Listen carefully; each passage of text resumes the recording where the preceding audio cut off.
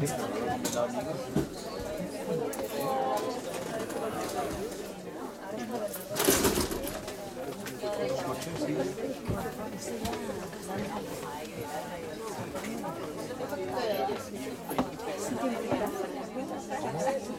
pero ¿sabes qué pasa? Que es que no tiene una cena, no quiero salir en medio de la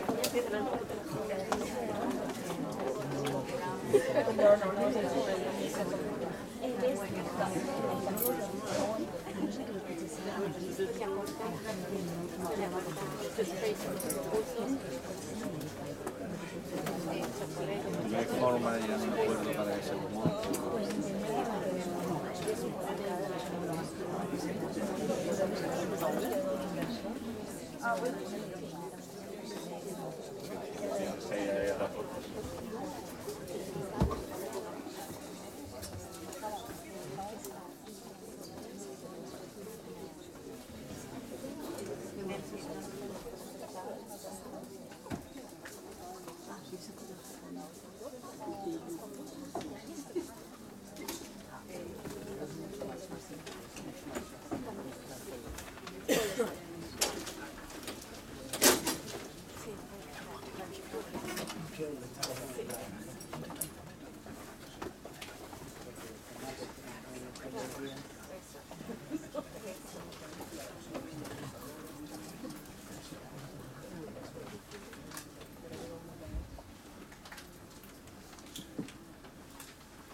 Good evening, everyone. Welcome to Instituto Cervantes, to this extraordinary event with Juan Luis Cebrián, co-founder of El País and one of the most influential people in Spain in the last 50 years.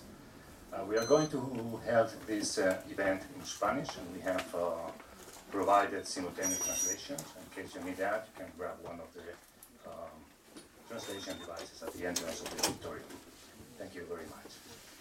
Muy buenas noches, bienvenidos a todos al Instituto Cervantes. Es un honor, estamos encantados de recibir aquí en el Instituto a Juan Luis Cebrián, una de las personalidades más influyentes en la opinión pública española en los últimos 50 años, responsable también de una de las iniciativas periodísticas más relevantes en España, el diario El País, que ha jugado un papel capital desde la transición española a hoy día.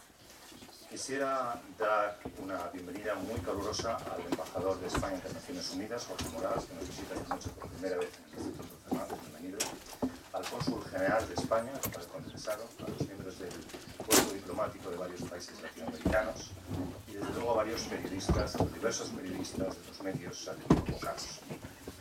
Muchas gracias a todos por vuestra asistencia. El interés por controlar la información y construir la verdad no es algo distintivo de nuestra época. La diferencia hoy estriba quizá en las tecnologías digitales que han propulsado la fabricación de información y su viralización, y que en esa ciénaga digital en que nos movemos, el ciudadano ya no puede distinguir entre la información veraz, aquella que no lo es, y la intoxicación organizada. Además, la digitalización ha traído consigo, también como novedad, lo que el sociólogo español afincado en Los Ángeles, Manuel Castells, ha llamado la autocomunicación de masas, que consiste básicamente en la posibilidad de que los usuarios puedan comunicarse de manera directa, sin intermediarios, peer-to-peer, lo cual ha resultado también una oportunidad para derribar los monopolios mediáticos.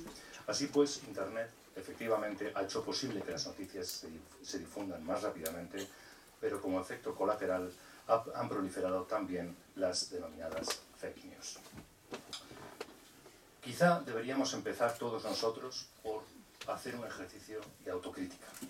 El mecanismo que explica por qué compramos una realidad en lugar de otra alternativa es parecido al del consumo de otros bienes. Ante versiones diversas de los mismos hechos, cada uno tendemos a comprar la que interpretamos que mejor satisface nuestros deseos. Y el deseo de verdad no acostumbra a ser un deseo dominante, si contradice nuestros sentimientos o hace tambalear nuestras ideas. Padecemos, así también, cierto autoengaño, pues tendemos a creer que aquello que refuerza nuestros valores dentro de nuestro sistema identitario es aquello que debemos escoger.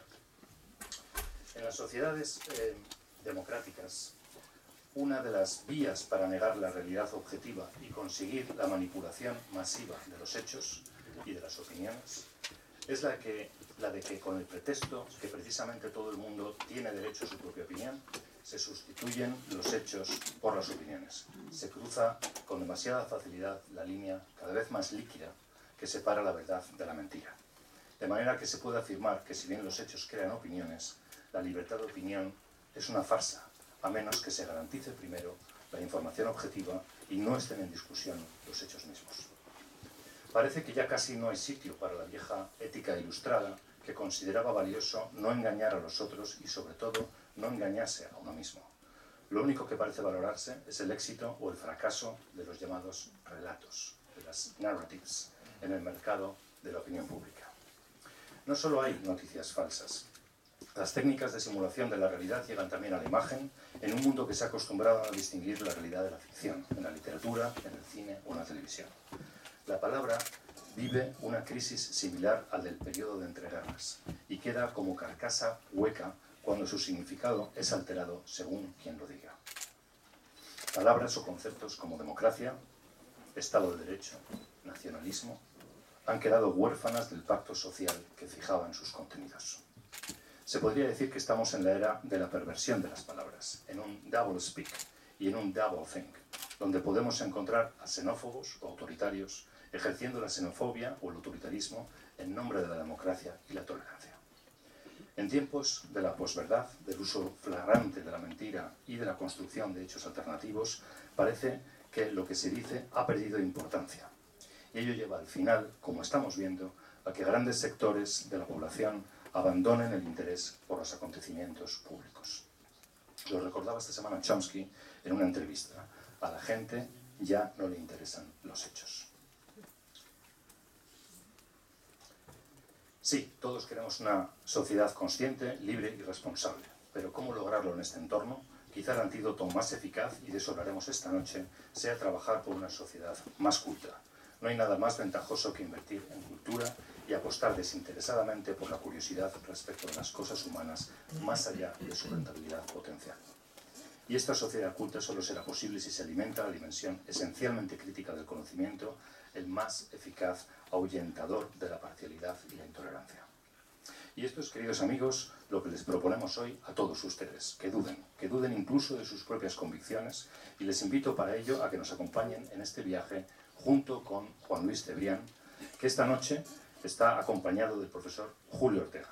Nuestros dos invitados proceden precisamente del mundo del periodismo, de la lengua y de la cultura.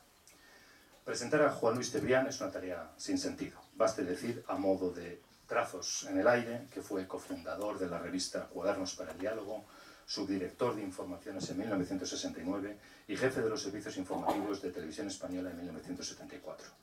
Miembro fundador del diario El País y en enero de 1976 se convirtió en el primer director del periódico. Desde el 97 es académico de la Real Academia Española de la Lengua, ha sido presidente ejecutivo de Prisa y próximamente asumirá la presidencia honoraria del País. Periodista, empresario, escritor, Juan Luis Cebrián publicó recientemente Primera Página, el primer volumen de sus memorias. Y Julio Ortega es un muy viejo amigo de esta casa, con quien hemos colaborado innumerablemente, es profesor desde 1989 en Brown University, donde dirige el Departamento de Estudios Hispánicos y el Centro de Estudios Latinoamericanos. Igualmente ha sido visiting professor en Harvard, en NYU y muchas otras universidades en Europa y en Latinoamérica. Es autor de Transatlantic Translations, El principio radical de lo nuevo, o de sus también recientes memorias, La comedia literaria, que cubren medio siglo de la literatura latinoamericana, entre otros muchos libros que incluyen ediciones, antologías y compilaciones. Es, para decirlo brevemente, uno de los hispanistas más relevantes del mundo. Y paso la palabra ahora a nuestro invitado de honor, Juan Luis Cebrián, para quien les pido un fuerte aplauso.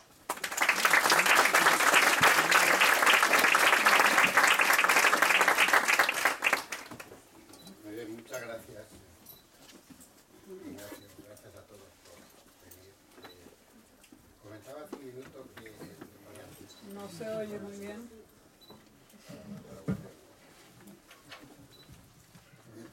Comentaba hace un minuto que el viernes pasado... ¿Ahora? No.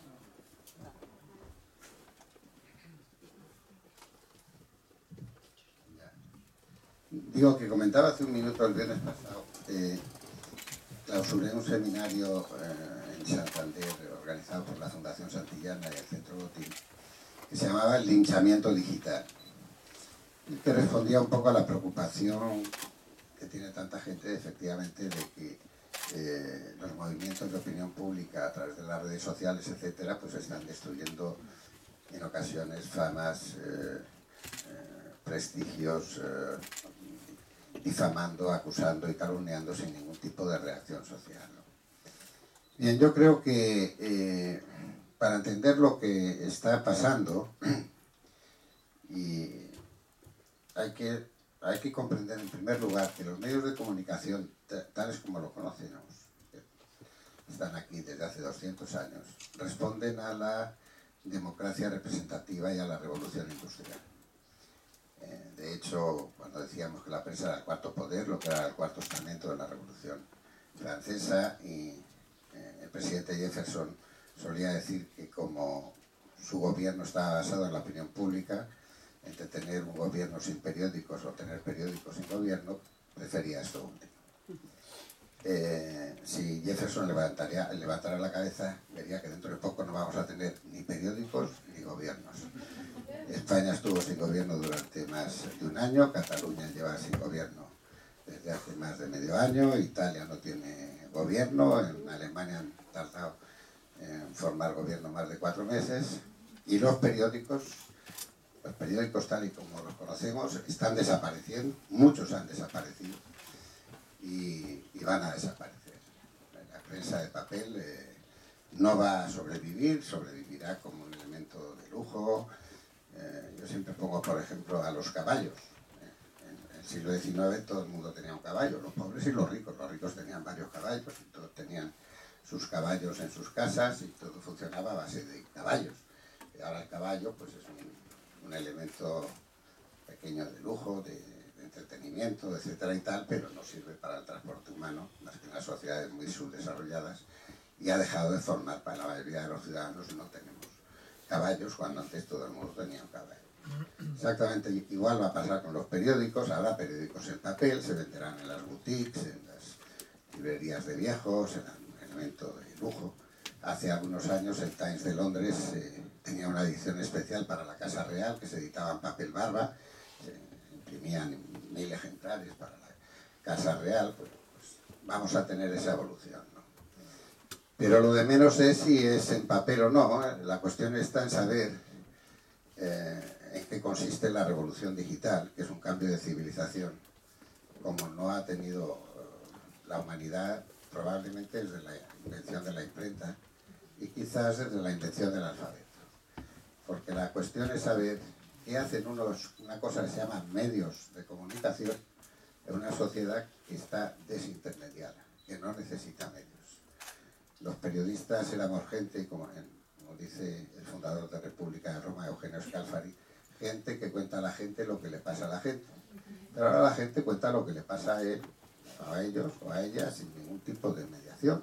Suben sus fotos a las redes, hacen sus vídeos, cuentan lo que han visto, lo que sucede, y por lo tanto se ha generado un ecosistema, como ahora se dice, informativo, en el que cada vez es más difícil saber lo que es verdad y lo que es mentira, al margen del linchamiento y de las calumnias, etcétera. Hay que decir que el problema no está tanto en el linchamiento digital, sino cómo se configura la opinión pública en un país democrático, que era lo que decía Jefferson, que se necesitaban los periódicos para configurar la opinión pública. Pues ahora los periódicos y las televisiones cada vez menos configuran la opinión pública, además se están contagiando, sobre todo los medios audiovisuales, de las redes sociales, y lejos de tratar de poner orden en ellas, lo que hacen es copiar a las redes sociales. Decía el director del instituto en la presentación que, bueno, que mentiras ha habido siempre. Recientemente, una de las mayores mentiras que se han contado fue la existencia de armas de destrucción masiva en Irak, que justificó una guerra con decenas, si no centenares de miles de muertos, y que fue proclamada la existencia de estas armas de destrucción masiva por el general Colin Powell en el Consejo de Seguridad de Naciones Unidas, por el presidente de los Estados Unidos, George W. Bush, o el presidente Aznar ante el Parlamento, o sea que mentiras, pues siempre ha habido. Pero el problema es que no estamos ante mentiras solo. Se ha citado mucho la palabra fake news, se ha olvidado de citar la posverdad, que era una palabra que hace 5 años fue declarada como la palabra de moda por el diccionario de Oxford. Y hay una tendencia a decir, bueno, la posverdad es la mentira de siempre.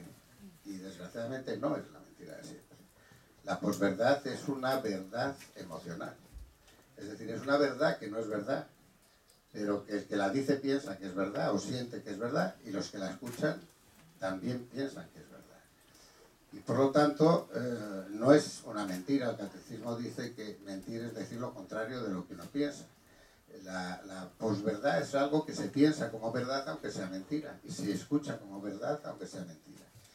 Con lo cual, construimos una opinión pública completamente destruida por la ficción. La posverdad era el terreno de la literatura y de la novela, y ahora es el terreno muchas veces de las informaciones de los periódicos, de los discursos de los políticos y de los informes de los diplomáticos también, porque todo el mundo es víctima de esa red, ¿no? Claro, esto afecta de lleno a la democracia representativa. Hay que decir que la irrupción de Internet pues está generando un caos que era previsible y que tampoco conviene preocuparse demasiado. Yo creo que Internet es un elemento positivo, es un elemento participativo, es un elemento igualitario, pone al alcance de la mayoría de los ciudadanos capacidades y utilidades que no podrían soñar. Todo el conocimiento del mundo está en la red, todo es todo, no hay nada del conocimiento humano que no esté en la red, por lo tanto es un fenómeno positivo.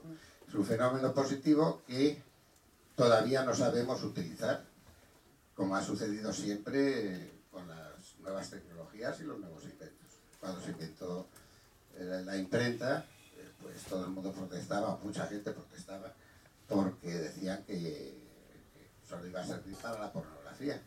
Lo primero que imprimió la imprenta de la Sorbona en París fueron los sonetos de Aretino, que era un poco la pornografía de la época, pero luego imprimió la Biblia. Internet ha evolucionado muchísimo, en gran medida gracias a la pornografía. Muchos de los algoritmos y de las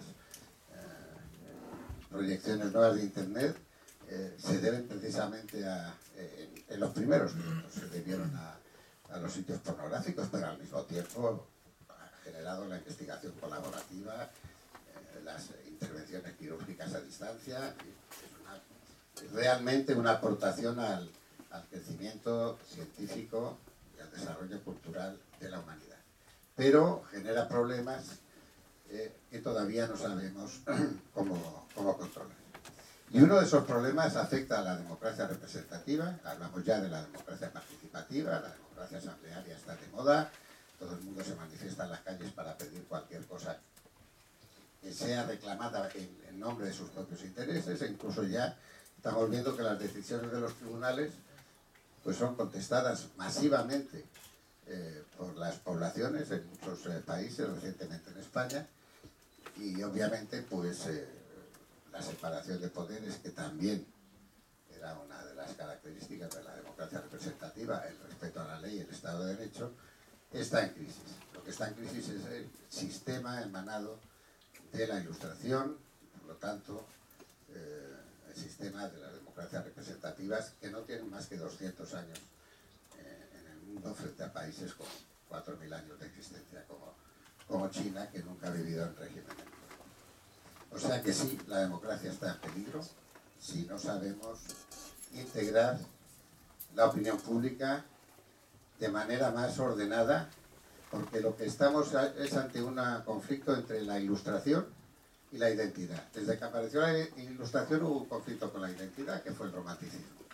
El movimiento populista que estamos viviendo es un movimiento netamente romántico, con una capacidad de desarrollo y de expresión en las redes sociales como nunca se podía haber soñado. Bien, ante esto pues todo el mundo se preocupa. También estuve en el Vaticano hace 15 días. El Papa Francisco ha creado una comisión que trata de estudiar y defender los valores en las redes. ¿Qué pasa con los valores clásicos, con los valores éticos y estéticos de nuestra civilización en las redes sociales? Y ha invitado, y las grandes tecnológicas, Google, Facebook, etcétera, están colaborando, tratando de ver efectivamente cómo podemos luchar contra las fake news. Porque las fake news no son verdades, las fake news son noticias literalmente inventadas, son noticias falsas. Las posverdades es la verdad emocional. Y las dos cosas contribuyen a deformar la opinión pública, a equivocar a los ciudadanos y, en definitiva, a potenciar los movimientos populistas que están creciendo en todas partes del mundo, ¿no? ¿Qué hacer y cómo combatir eso? El 50% del tráfico de la compañía telefónica de España en todo el mundo, no solo en España, sino en Brasil, en México, en Perú, en Chile, en Argentina, donde es muy relevante, pero también en Alemania y en el Reino Unido, el 50% de ese tráfico de datos y de todo lo que corre por sus redes está generado por robots. Hoy. Probablemente, si las cosas siguen así, dentro de poco, pues no será el 50, sino el 70%. Quiere decirse que esas posverdades y fake news se distribuyen en las redes, ya no por decisiones directamente personales, humanas, sino por equipos programados que tienen algoritmos que responden automáticamente a los impulsos de otros algoritmos. Cuando la inteligencia artificial se desarrolle un poco más, estoy hablando de 5 años, no estoy hablando de 10, no estoy hablando de que esto va a suceder en los próximos 20 o 30 años, estoy hablando de ya, de lo que está sucediendo ahora. Vamos a ver cómo los servicios de información y la generación de opinión pública por parte de esos servicios de información ni siquiera se debe a la capacidad de la mente humana para imaginar, sino a la capacidad de los robots bien programados con inteligencia artificial para generar, para pensar por sí mismos.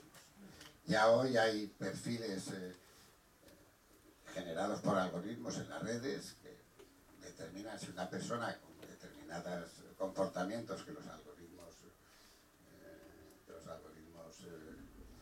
descubren, pues puede ser un terrorista en potencia, o un ladrón de coches en potencia, o lo que sea.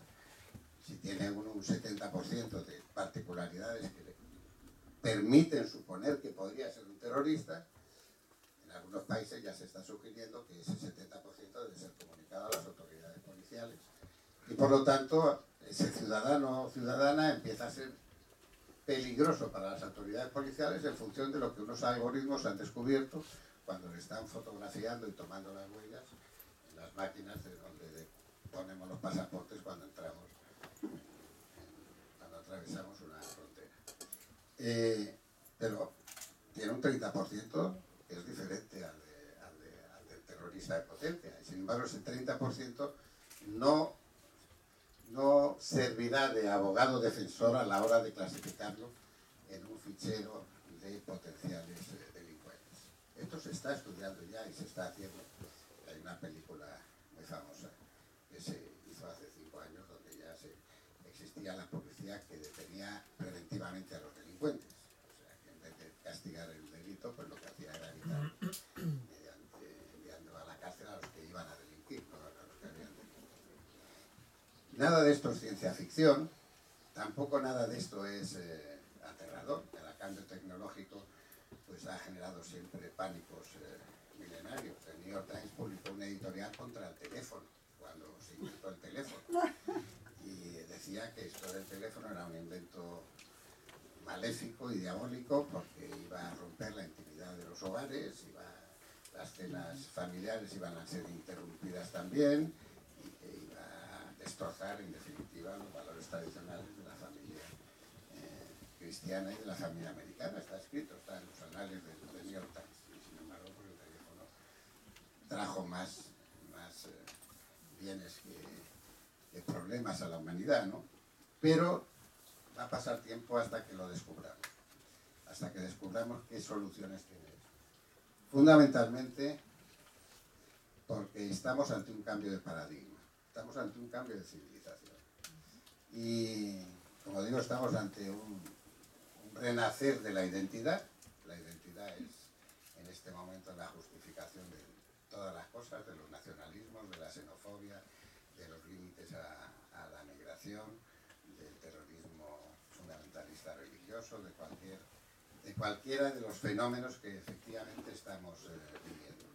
Frente a la racionalidad, que significa la ilustración. Incluso los científicos, el otro día Antonio Damasio, que es premio Nobel y es una eminencia en neurocirugía y en biología molecular, decía, bueno, es que los hombres es genérico en español, los hombres sirve para definir a los hombres y a las mujeres, al final están de moda. Los hombres y las mujeres nos diferenciamos de los animales en que tenemos conciencia, nos diferenciamos de los gatos, decía, de que tenemos conciencia de nuestra muerte, de que vamos a morir. Y yo me preguntaba, ¿y cómo Antonio Damasio sabe que los gatos no tienen conciencia de su muerte? Y además me acordaba también de una discusión, creo que fue entre Zubiri, no sé si era Zubiri, creo que sí, pero con toda seguridad era Julián Marías, los filósofos españoles en los años 60, que hicieron un debate sobre si los animales tenían alma. Y llegaron a una conclusión muy interesante, y es que los perros tenían alma de perro. Y efectivamente no sabemos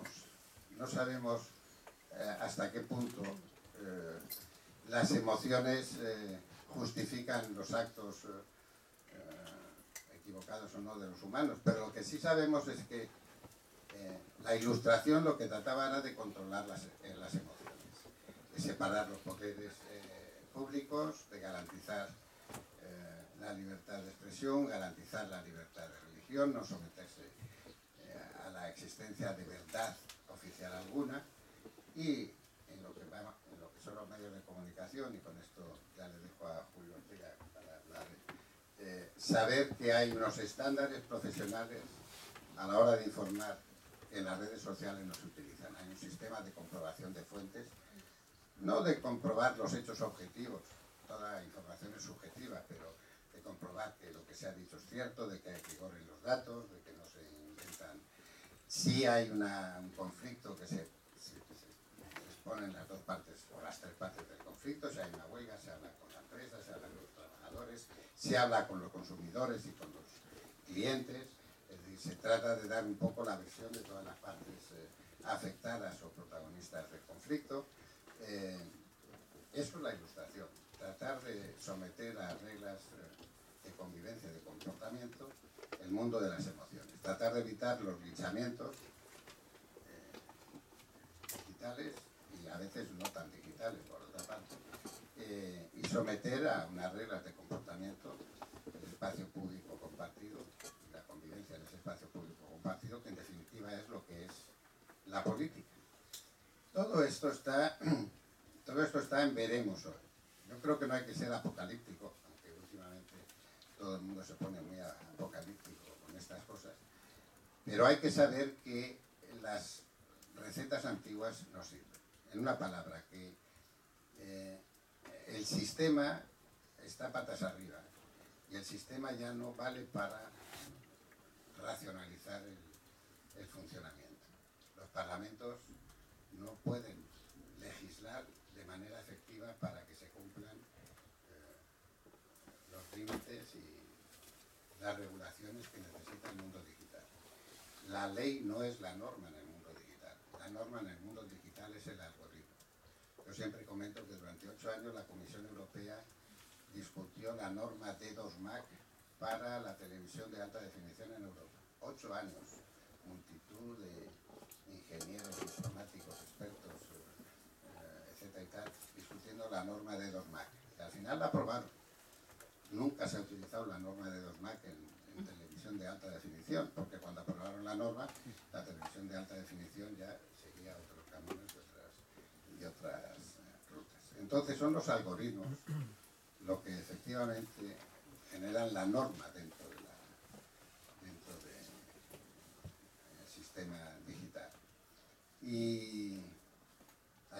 en el Washington Post, les preguntaba ¿cuántos periodistas tenéis ahora? ¿Tienen ustedes ahora? 500. El país tiene entre periodistas y stringers y colaboradores y tal, más o menos 400. Bueno, ¿cuántos ingenieros tiene el Washington Post? Desde que lo compró Bezos. Pues no lo saben bien, pero tienen más de 250. Y yo no creo que haya, entre todos los periódicos españoles, 250 ingenieros en las redacciones. Porque efectivamente los algoritmos son básicos para controlar, dirigir y organizar el mundo digital. Esto afecta a la educación, afecta a los poderes públicos, afecta al sistema de funcionamiento, afecta a las garantías democráticas frente a los poderes públicos. Y la solución no va a poder venir de los poderes públicos. Este es un problema real. En España hay una comisión en el Parlamento que estudia las fake news, las posverdades, etc. ¿Saben ustedes qué comisión es? La de defensa. Es decir, que realmente el Parlamento español y el gobierno español se preocupa de estudiar el futuro de un fenómeno cultural tan importante como este desde la Comisión de Defensa. La Comisión Europea la semana pasada emitió un informe sobre esta cuestión muy bien hecho, por cierto, describe muy bien lo que pasa y no da ninguna solución, porque no puede darla, porque dice además, no queremos ningún ministerio de la verdad, como vamos a hacer un ministerio de la verdad. Y entonces dice, al final, lo que dice es que hay que ser buenos y utilizar bien las redes y no cometer errores y no ofender, pero eso no es un organismo regulador, eso es un sermón en colilla en el templo diciendo que hay que ser buenos y no pecar. Como Revitas o como... ¿Eh? Es una novela de oro. Por lo tanto, en resumen, sí, la opinión pública se ve corrompida por las redes sociales, por las posverdades, por las fake news. Segundo, esto está generando fenómenos emocionales en la convivencia política y por lo tanto un crecimiento del populismo, del racismo, de la xenofobia y en definitiva de las guerras. Y tercero, necesitamos recuperar la información fiable que permita a los ciudadanos elegir libremente a sus representantes, que permita a los ciudadanos hacerse una opinión, considerar lo que les rodea respecto a sus propios intereses, a su seguridad, a la de sus familias, a su bienestar, a su desarrollo económico, etcétera y tal. Pero vamos a pasar una mala temporada todavía hasta que encontremos el sistema. Nadie ha encontrado el sistema. Los periódicos en España han perdido el 70% de sus ingresos publicitarios y el 60% de sus ingresos por circulación. Y van a desaparecer. Y por lo tanto, la opinión pública ya no la van a hacer los periódicos, ya no la hacen los periódicos. Ahora lo que más se mira en las páginas de las plataformas digitales de los periódicos son videos, no son artículos. Y necesitamos un esfuerzo serio en los sistemas de educación. Por debajo de 35 años en las sociedades desarrolladas, los nativos digitales no leen la prensa de papel, se informan de manera fragmentada a través de las redes sociales, no siguen a las marcas de periódicos, siguen a las noticias o a los autores. La lealtad, antes todo el mundo tenía su periódico, ¿no? Incluso lo llevaban debajo del brazo como una bandera. Eso ha desaparecido, incluso entre los redactores de los propios periódicos, no digamos entre los lectores. Bueno, es un mundo diferente y nuevo, yo creo que es un mundo prometedor. Han bajado las barreras de entrada para expresarse. Ahora uno puede decir a todo el mundo, si es capaz de hacerse oír, lo que quiera, no necesita... Y hay quien lo consiga. Diana Huffington empezó un periódico al que le puso su nombre detrás de una mesa y un ordenador, ella solita. Luego lo vendió en $300 millones y ya no es dueña del Huffington Post, que se sigue llamando Huffington Post, pero llegó a ser más influyente que el New York Times en el mundo digital, ¿no? Y por lo tanto, vuelvo a decir, para nada soy un ludita que trata de destruir los algoritmos y los robots y la inteligencia artificial. Recordemos que a los luditas en el Reino Unido se les ahorcaba, a todo el que rompía las máquinas industriales en el siglo XIX, o varias condenas a muerte simplemente a líderes sindicales que lo que hacían era romper las máquinas para que no se perdiera el empleo. Las pérdidas de empleo van a ser masivas en los países desarrollados y también van a ser masivas la creación de nuevos empleos que van a tener que desarrollar actividades para lo cual necesitan aprender cosas que todavía no sabemos cuáles son y que no existen. Y estamos hablando de los próximos 10 años, no estamos hablando de un proceso lento. Bien, esto es lo que se me ocurre para pasarle la palabra a Juan. ¿Se escucha? Muchas gracias. ¿Sí? Bueno, Juan Luis ha hablado de un futuro digno de Orwell. Yo voy a hablar más bien del pasado, o sea, de los antecedentes. Voy a empezar por Gracián. No creo que se parezca el nombre a Cebrián, pero hay alguna vinculación irónica. Dice la leyenda que recoge de Gracián que Dios se demoró mucho tiempo haciendo España. Parece que se entretuvo y se distrajo placenteramente. Entonces Inglaterra va a quejarse a Dios y le dice: ¿cómo es posible que hayas demorado tanto tiempo haciendo la comida española? Y no solamente eso, sino que la has hecho distinta en cada ciudad. La nuestra, mira lo que te has demorado en hacer la nuestra. 2 minutos. Va a Francia y le dice: Dios, se puede entender que te has demorado, te has distraído haciendo España y le has hecho unas playas maravillosas en todas sus costas. Mira las nuestras en Francia, son heladas, arenosas, rocosas. Y va a Alemania a quejarse a Dios y le dice: evidentemente te has entretenido demasiado, porque has hecho a las mujeres más guapas, también diferentes en cada región, y las nuestras no están mal, pero no se pueden comparar.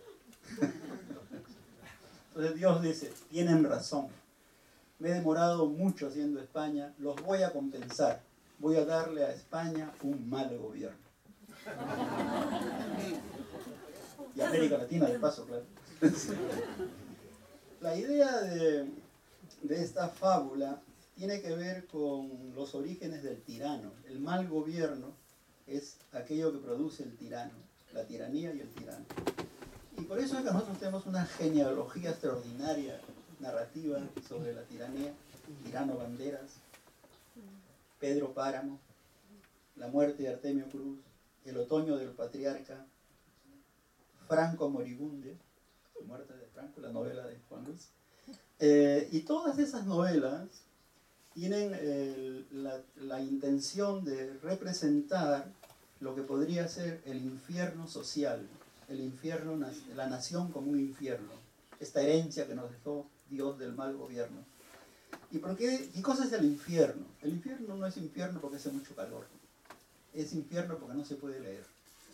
El infierno es lo ilegible, lo incoherente, la brutalidad extraordinaria de lo que no se puede verbalizar.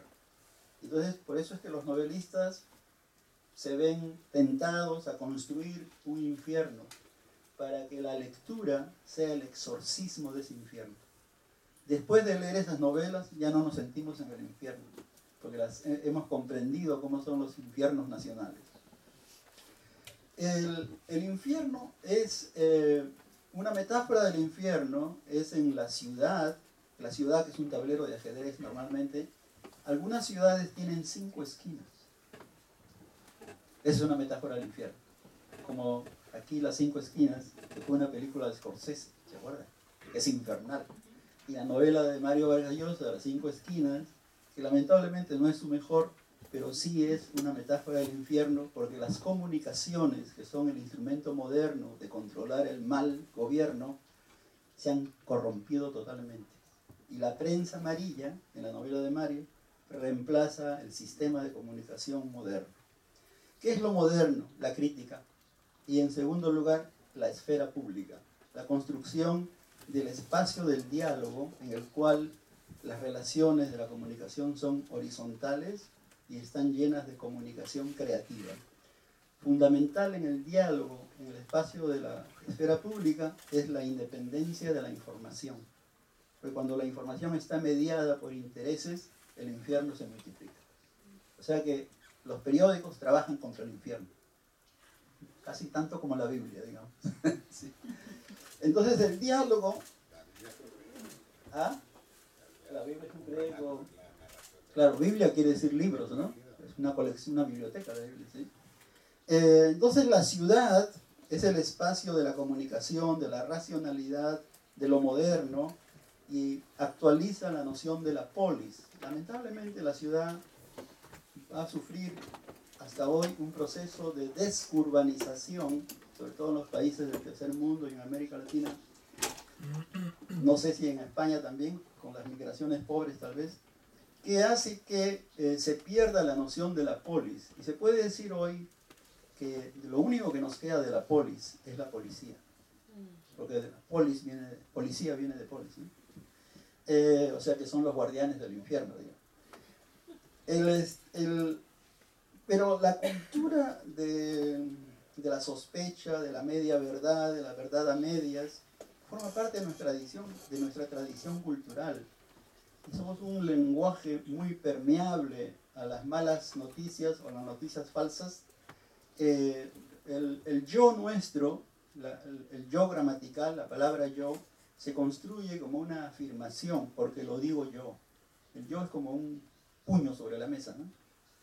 El yo en español es interesantísimo porque se podría escribir con una barra al medio y sería i, o, i, suma, o, elección.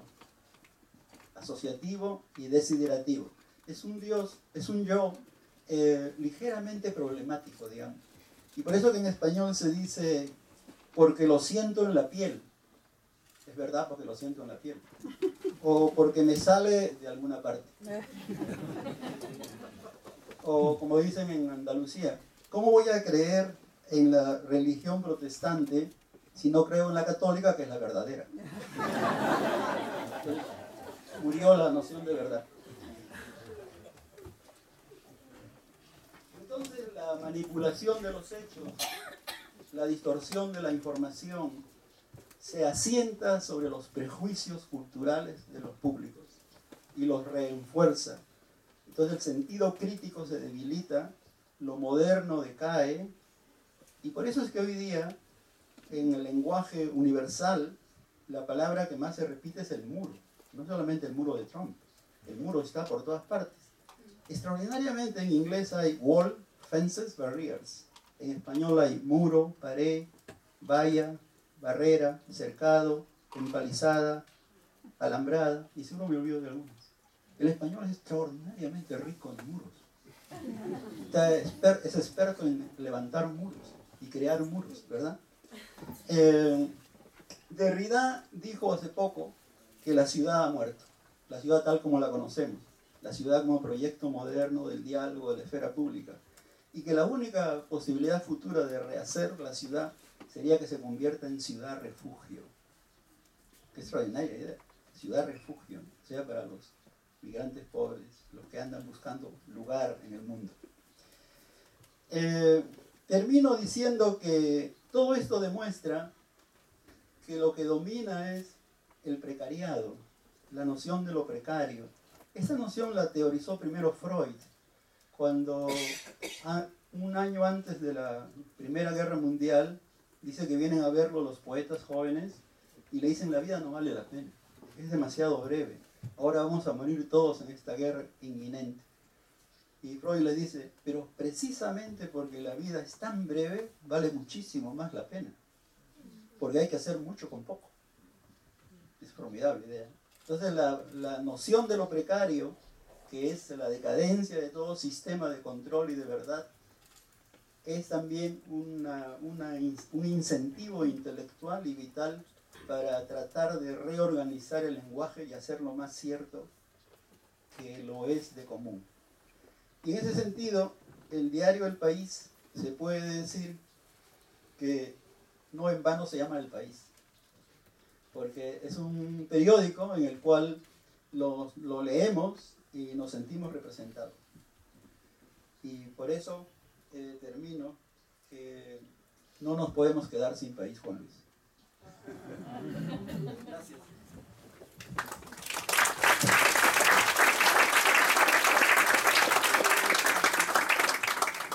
Bueno, antes de abrir el diálogo al público, quisiera aprovechar la ocasión extraordinaria de tener aquí a Juan Luis Cebrián para hacerle al menos una pregunta. Y es en torno a la percepción, al modo en que se han reflejado los asuntos españoles en la prensa internacional. En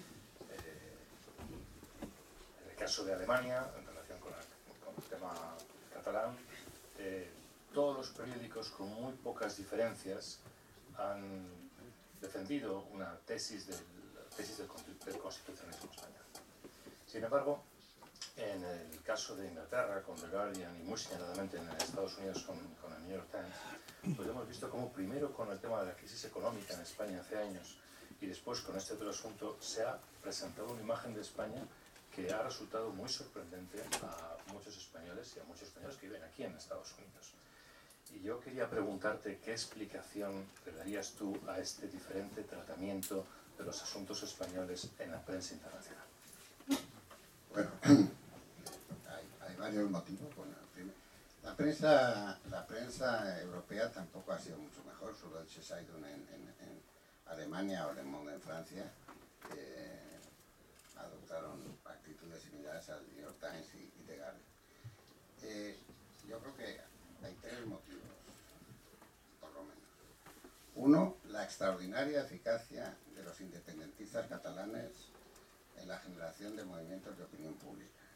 Los independentistas catalanes están trabajando con la misma empresa, y las mismas personas que trabajaron con Obama en las redes sociales, en la campaña que dio a Obama la primera victoria en el primer periodo de su mandato. Estamos hablando mucho de la intervención de los rusos, que es cierta en los procesos electorales, pero hay por lo menos 5 países en el mundo capaces de hacer intervenciones de este género, por supuesto los Estados Unidos, China, Rusia, Israel e Irán. Hay cientos de miles de hackers pagados de una forma u otra por los gobiernos para intervenir en las redes sociales para deformar la opinión pública. Y muchas, hablamos de Cambridge Analytics ahora porque son los que han utilizado el tema para las elecciones en Francia y para las elecciones en Alemania y en Estados Unidos. Pero hay otras compañías de análisis que también se dedican a eso y que en definitiva no hacen, vuelvo a decir, más que utilizar algoritmos y generar perfiles de comportamiento de los ciudadanos en función de la gran cantidad de información que los propios ciudadanos han depositado en las redes posibles. Ahora, el problema no es que el 50% del tráfico lo generen robots en Telefónica. El problema es que Telefónica sabe de nosotros más que nosotros mismos. Telefónica. Las compañías de teléfonos ya no son compañías de telecomunicación, son compañías de acumulación de datos, que ahora se habla de los mineros de datos. Los mineros de nuestros datos somos nosotros, todas las mañanas. Y cada vez que abrimos un móvil y que pedimos una pizza o una tarta por el móvil, o que leemos un libro, o que vamos a este lado, o que... Es decir, todo eso se sabe, y todo eso se acumula, y todo eso es indestructible, y todo eso va generando... Entonces, el gobierno español estuvo muy torpe, enormemente torpe, entre otras cosas porque en Dubái hay un ministro de la inteligencia artificial, que es un jeque que tiene 29 años. El gobierno español actual, pero no es una crítica al gobierno español actual, es al actual, al anterior, al anterior, al anterior. En este momento, la agenda digital en España cae bajo la responsabilidad de un ministro que no tiene nada más que la energía, un tema bastante importante, el turismo, con 84 millones de turistas en España y con el 18%, el 15% del PIB español dependiendo del turismo, y la agenda digital. Es responsable de ella un escritor e historiador admirable, del que no se le conoce un expertise digital precisamente, ¿no? Entonces esta es la... y hablas con los responsables del gobierno y dices que nosotros no podemos contratar a a este tipo de compañías que contratan los independentistas catalanes. Este es un tema. Otro tema es el tratamiento de la votación del 1 de octubre. Extraordinariamente bien montado y extraordinariamente torpemente organizado por el gobierno. El presidente y la vicepresidenta se hartaron de decir que no iba a haber referéndum porque no iban a tener ni urnas, ni papeletas, ni censo. Y tuvieron urnas, papeletas y censo. Y además las urnas parecían cubos de la basura, que la habían comprado en China, pero las habían guardado en sus garajes, etcétera y tal. Y decían que eso era así porque el CNI ya se había encargado. Hombre, pues el CNI no lo hizo demasiado bien.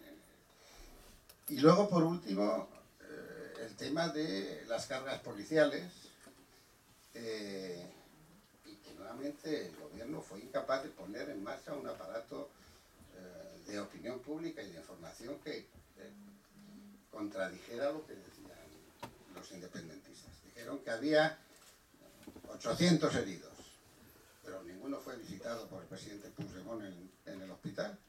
Normalmente cuando hay 800 heridos, los gobernantes van a los hospitales a ver a los heridos y a solidarizarse con ellos. Porque no había ninguno. Hubo 3 hospitalizados y de los 3, 2 salieron al día siguiente.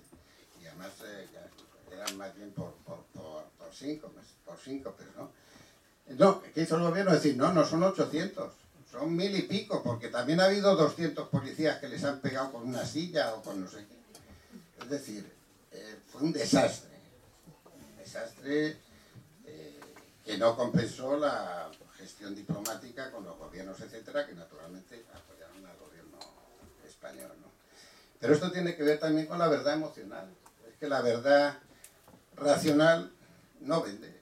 Y por lo tanto, vuelvo a decir que los propios periódicos y periódicos tan respetables como el New York Times, como The Guardian, y probablemente como El País en algunas críticas o en algunas cosas que puede hacer, se contagian de las emociones de las redes sociales. Los debates han desaparecido en la televisión española, los debates políticos.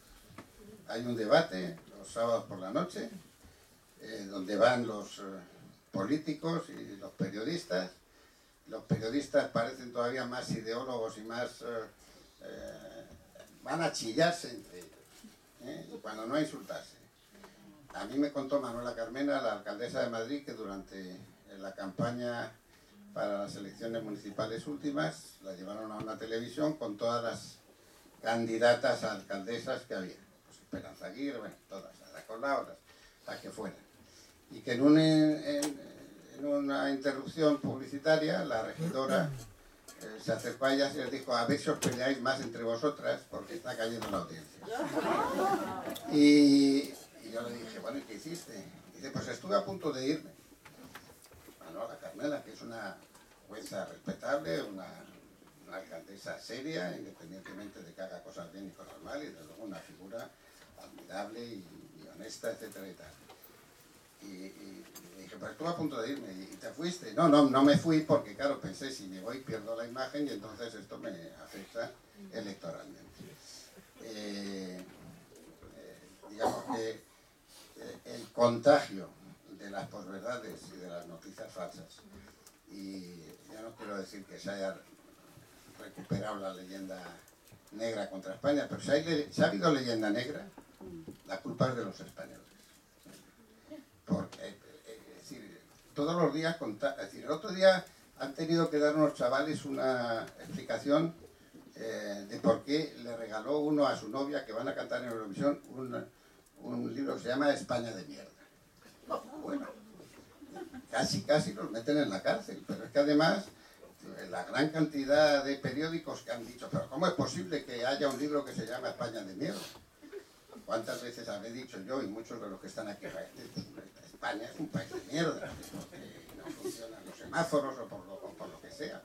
España, de Italia, pero en cualquier caso era un libro que era casi una ficción, no era un libro que atacara a España, era simplemente un título que cualquier literato podría haber puesto. Pero las emociones están privando sobre las decisiones políticas, y esto lo ha explicado. Yo no creo que los periódicos seamos los guardianes del infierno, Pero estamos en este momento pensando que el infierno son los otros, como decía Sartre, y no nos damos cuenta que de verdad lo que son, es decir, el infierno ya no existe, según el Papa Francisco, aunque también le han criticado por decir que el infierno no existe, ¿no? Pero el cielo son los otros, no el infierno, ¿no? Y esto es lo que los españoles no somos capaces de explicar. Tenemos las mejores infraestructuras de Europa están en España, más trenes de alta velocidad, más carreteras, ahora hay que pagarlas, ¿no? Pero las tenemos, ¿no? Tenemos una seguridad ciudadana casi incomparable con el resto de los países. Tenemos mucha investigación, pese a los recortes de los gobiernos últimos por la crisis, mucha investigación. Tenemos una renta per cápita superior a la italiana, desde la semana pasada.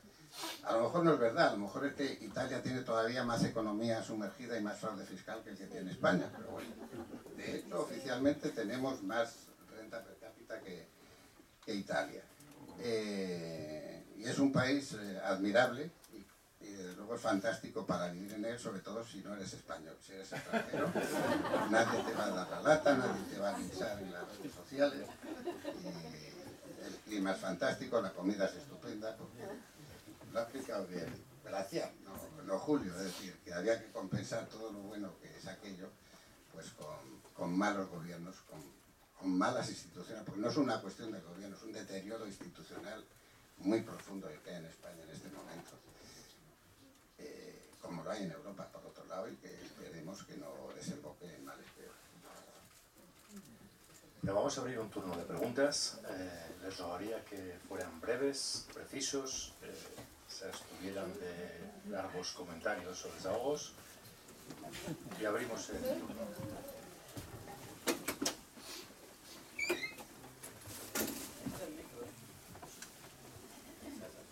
Jesús Carlos. Sí, sí. A ver, una pregunta por aquí.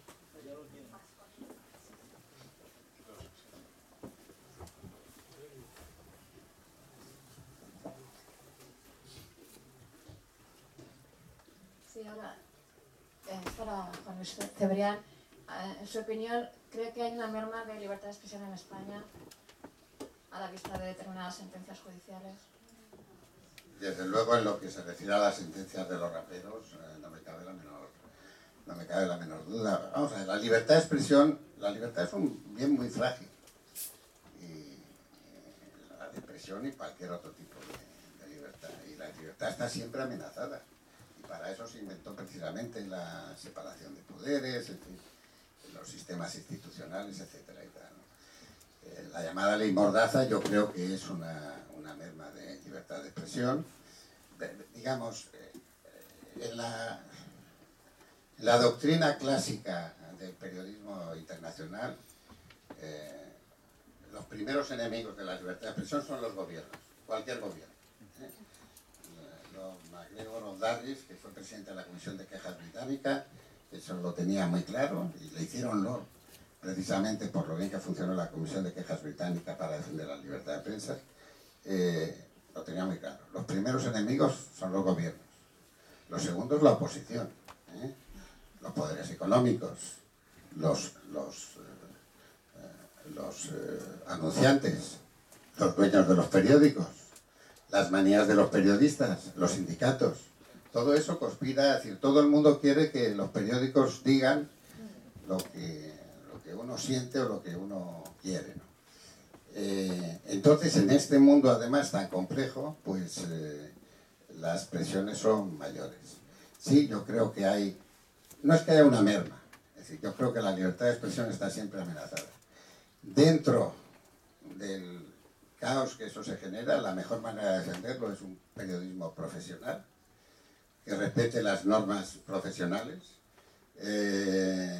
Hay cantidad de sistemas ya ensayados, sobre todo por los sistemas sajones, de instituciones profesionales que garanticen esto, comisiones de quejas, consejos de prensa. Nada es perfecto, pero lo más imperfecto es suponer que eso lo pueden resolver los poderes públicos o los organismos reguladores. Una cosa muy importante de entender, yo siempre he defendido que no haya privilegios para los periodistas. el derecho a la información no es de los periodistas, es de los ciudadanos. Y por lo tanto también hay que regular a los periodistas, porque los periodistas, la información es un bien público. La información no pertenece a los dueños de los periódicos, pero tampoco pertenece a los periodistas. Los periodistas administramos un bien que es de los ciudadanos, un bien que es ajeno, un bien que es público. Y por lo tanto hay sistemas para tratar todos los imperfectos de que eso no sea así. La intervención legislativa, desgraciadamente, es tendente a la censura. El propio documento de la Comisión Europea sobre cómo defenderse las fake news dice, bueno, pero no queremos hacer ningún tipo de censura. Ya es un tipo de censura el que los comisionados de la Comisión Europea empiecen a definir, aunque está bien el documento, empiecen a definir el problema de qué es verdad y qué es mentira. Pero ¿quién lo va a definir? ¿Lo va a definir Google o Facebook? Con Google y Facebook estamos hablando los periódicos para que traten de hacer algoritmos que pongan por delante las noticias mejor elaboradas. Porque todo esto lo hacen algoritmos, no lo hace un señor en Google que dice esta es la noticia que aparece. Pero el algoritmo, si alguien ha comprado palabras en Google para aparecer antes, pues las palabras en Google se venden, pues el algoritmo hace que salga primero esa noticia, aunque sea una fake news. Bueno, creo que en España hay una libertad de expresión equiparable a la libertad de expresión que hay en cualquier país democrático avanzado, y está amenazada. Bueno, el otro día en la reunión del Vaticano, una presentadora de televisión de California dijo en una cadena, que no diré el nombre, durante un día todos los comentaristas y locutores de la cadena tuvieron que leer un comunicado respecto a lo que pensaba la Casa Blanca sobre determinado asunto. Eso no es censura, eso es peor que la censura, eso es dirigismo. Y eso también lo hemos vivido en España en tiempos de Franco, ¿no? Por lo tanto, está amenazada y hay que defenderla. Gracias. ¿Alguna otra pregunta?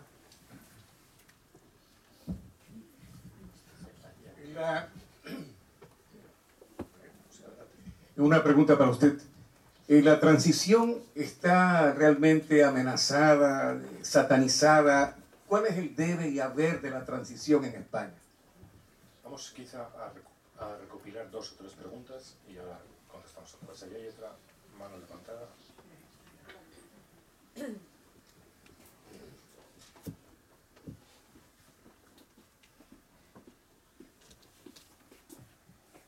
Hola, yo tenía 2 preguntas. La primera sobre el informe que se presentó hace unos días en el Parlamento en Inglaterra sobre fake news de McGrath, un experto en social media, donde revisando los reports de David, del país, del Consejo Europeo, del Canon Royal Institute, sacó unas conclusiones diciendo que todo este tema de la desinformación alrededor del tema de Cataluña, pues que todos estos informes sufrían de una falta bueno, lo voy a leer en inglés si no os importa. Failure to correctly use digital analytical tools, dubious research methodology, one-sided analysis that ignores the bots and the dissemination of anti-Catalanian messages, exaggeration of the influence of bots and trolls, bueno, y un par de cosas más. Mi pregunta es, delante de este tipo de informes y como parece que estamos bastante preocupados por todo este tema de fake news y de la repercusión que puede tener en la democracia y en nuestra sociedad, si este tipo de informes van a usar también, el país debería usar su maquinaria para explicar que quizás su informe no tenía el peso suficiente para los argumentos que presentaba. Esa es mi pregunta.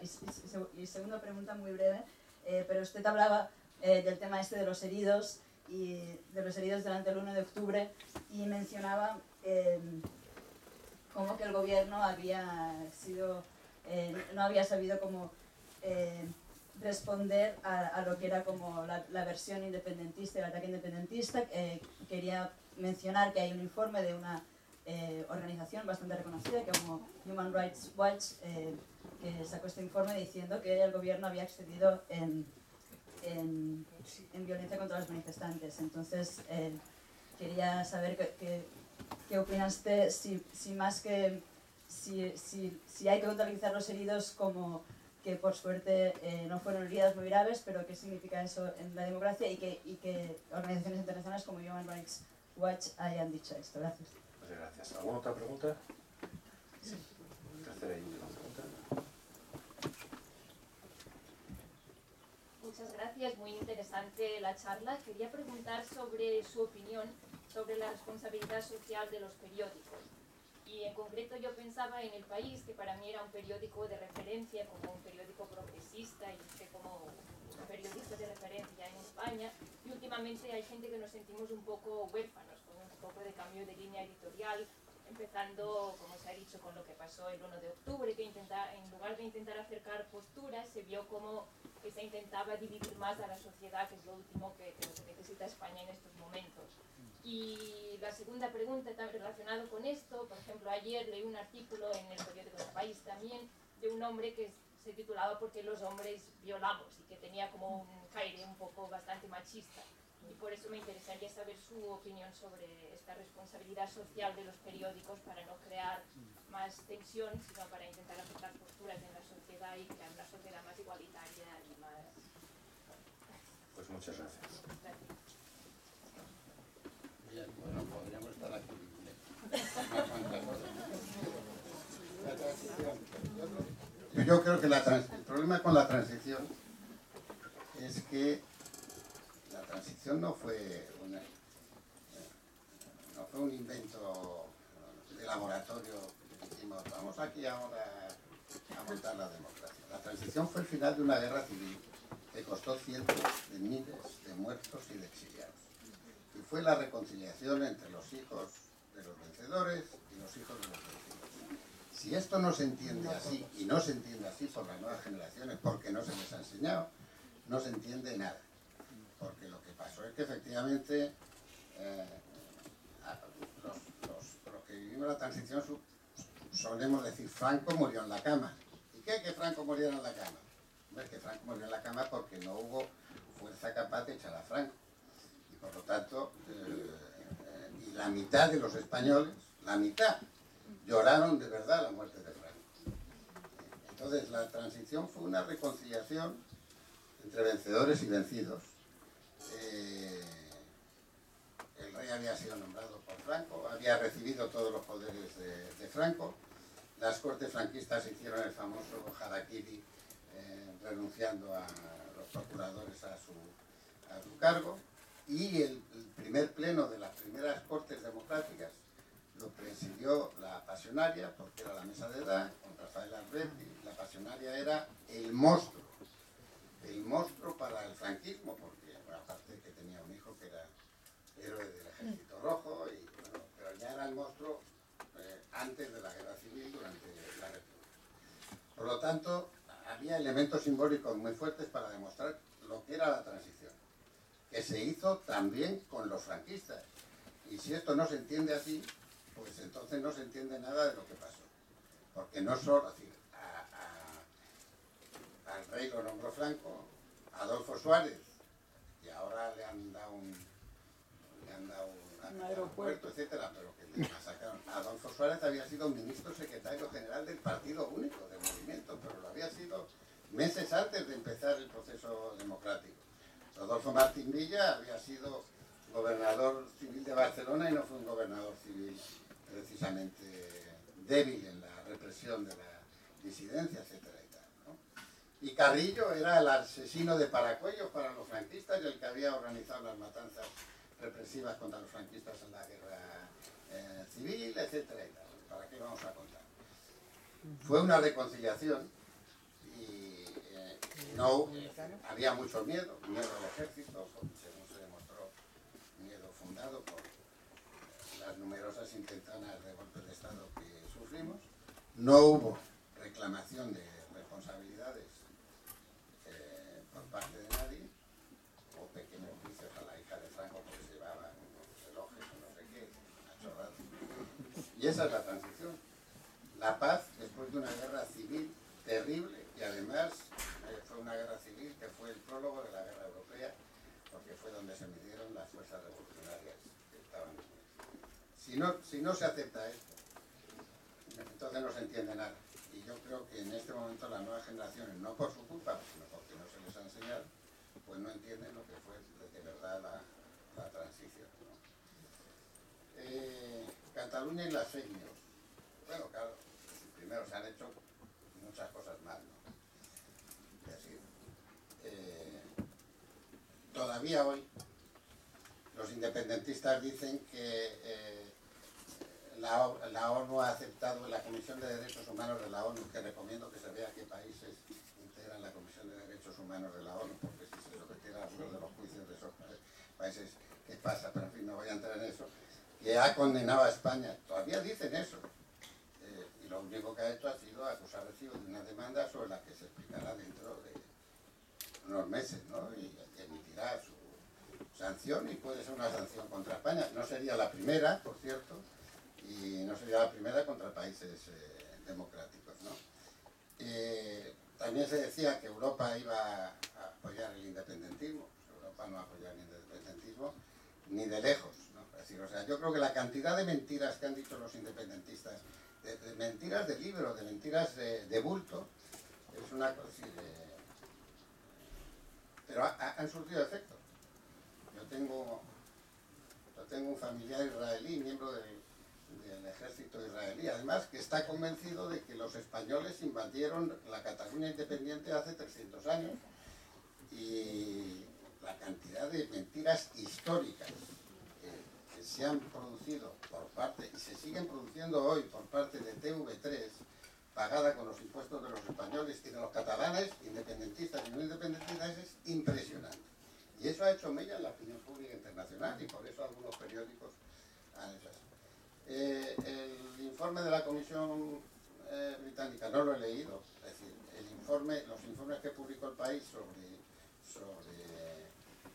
las incursiones. Putin no tiene un equipo de hackers que hagan incursiones en las redes. Utiliza los hackers de la mafia rusa. La mafia rusa tiene una conexión formidable con el gobierno ruso, y él no necesita que haya militares o policías metiéndose en las redes, simplemente a cambio de la benevolencia que tiene con esos sectores de la mafia rusa, a otros los persigue, pues utiliza esos sistemas. ¿Está equivocada la información del País? Pues posiblemente, no lo sé. Yo no he leído el informe de la Comisión Británica. Está hecha por un periodista profesional formado que declaró, por cierto, ante el Parlamento británico. No se negó como Mark Zuckerberg al Parlamento británico, y no tenía ninguna obligación de ir. El País, espero que publique. El País tiene un ombudsman. Ningún otro periódico de España tiene un ombudsman. Tiene una cantidad de pluralidad de opiniones formidable desde que se fundó. No creemos en las verdades oficiales, ni en las del Parlamento británico, ni en las de ningún otro parlamento. Porque vuelvo a decir que el Consejo de Seguridad de la ONU admitió que había armas de destrucción masiva en Irak.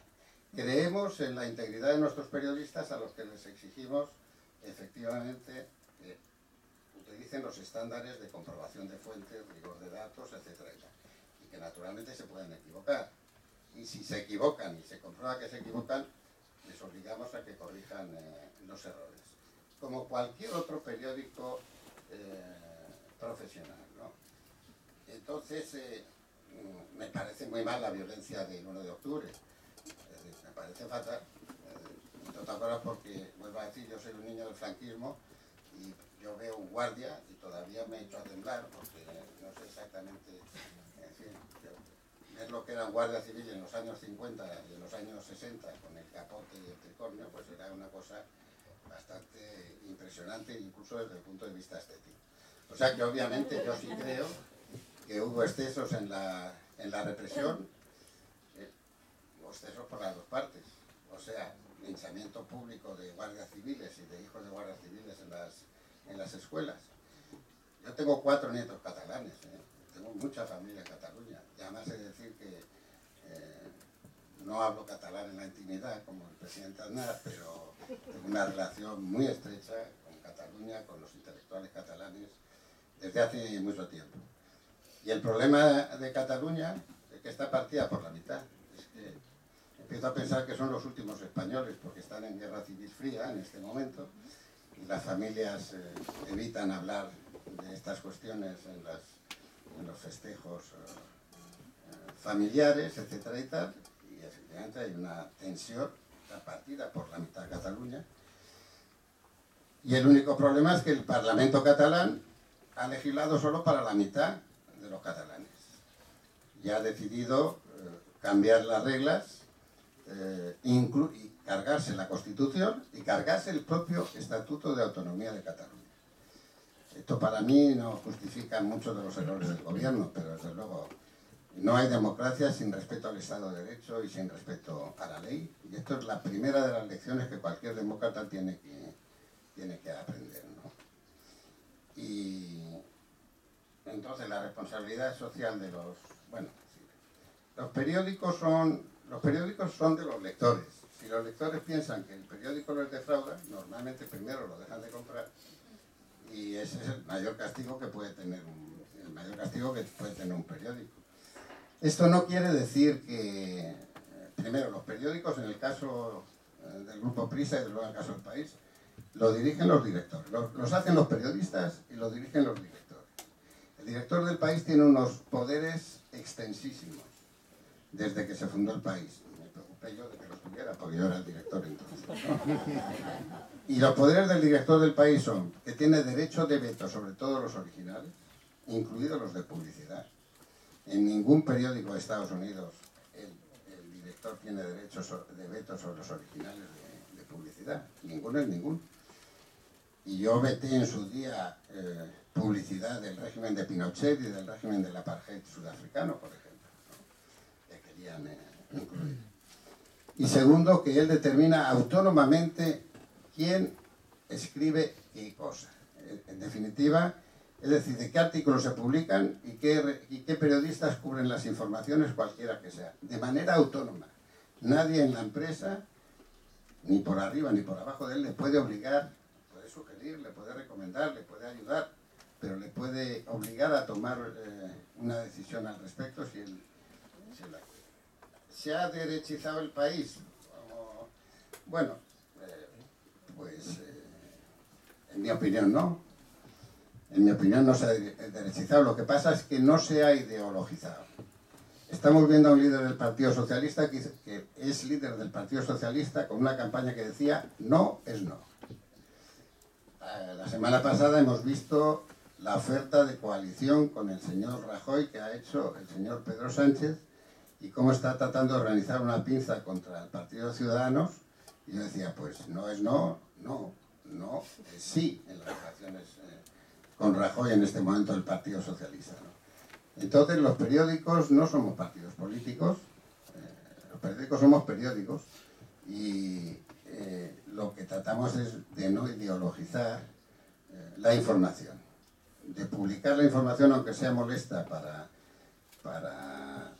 los dueños del periódico, para los propios periodistas del periódico y también para nuestros lectores, porque si tenemos lectores que les molesta conocer la verdad, si la verdad es contraria a su ideología, pues pensamos que es un problema nuestro, porque es de los lectores, y para nosotros los lectores son sagrados, pero los hechos son sagrados también, y las opiniones son libres.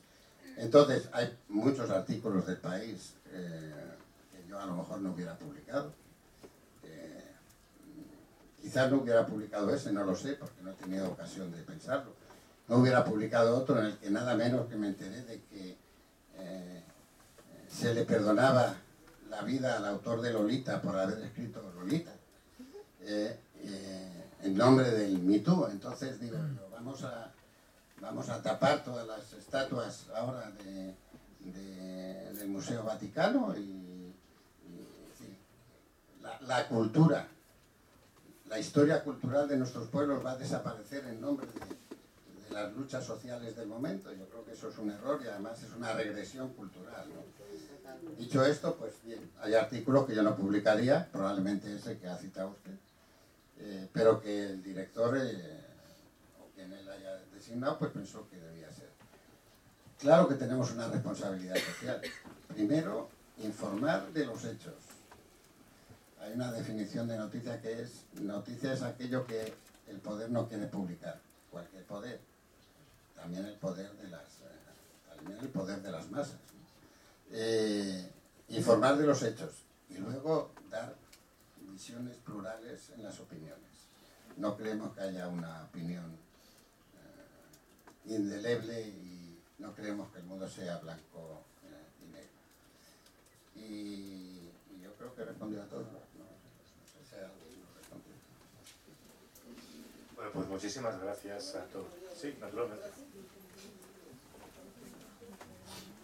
Lo que sí sé, ustedes los que han leído periódicos antes de la transición, seguramente recuerdan el lenguaje periodístico. Yo me acuerdo mucho en los periódicos haber leído: el presidente Nixon dijo, pero el periodista no creía en el lenguaje del cable. Abría coma y decía, añadía, y no hay por qué dudar de sus intenciones.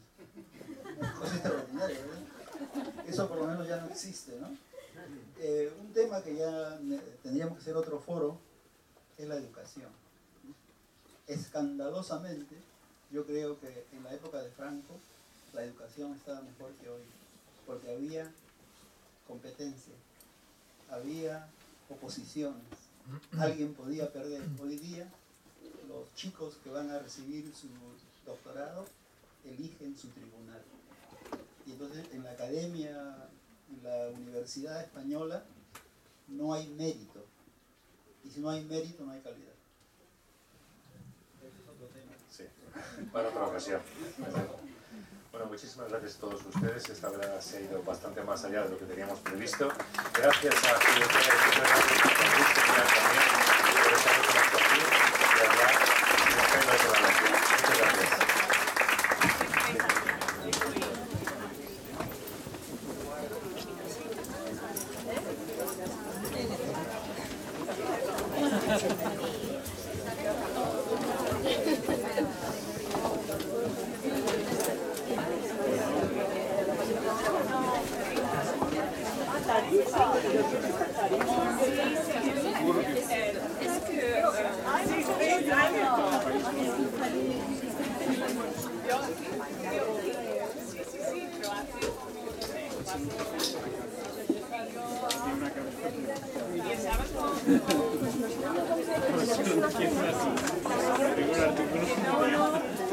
No cena ahora.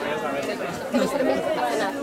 Que nos están esperando. Nos están esperando. Ya. Pero mañana, creo que no nos hace sentido. Pero mañana te mando cuando te mando esos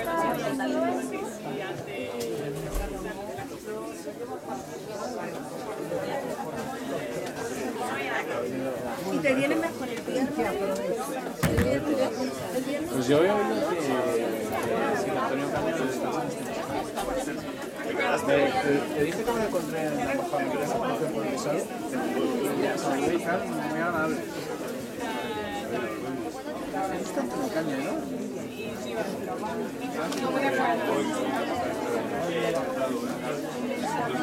No puedo, que te vaya muy bien, la verdad.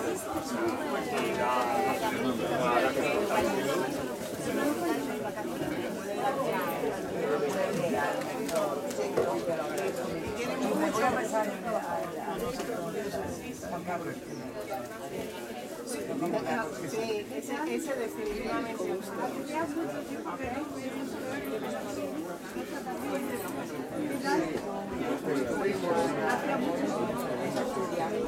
Escapando del frío.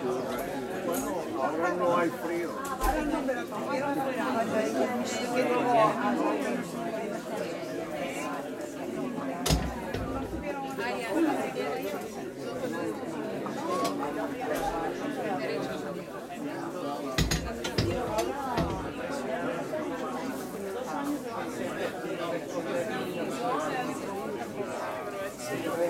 para No,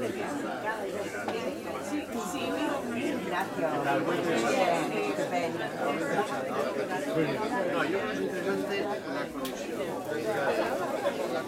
Ya sabes, si oyen donde... Pues no, quedamos en contacto. Quería que tirarle agua.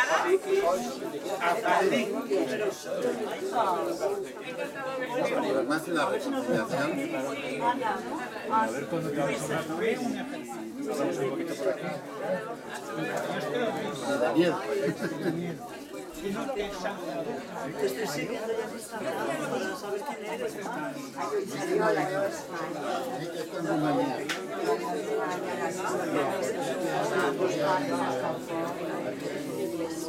Y a mis padres. Me habla muy bien.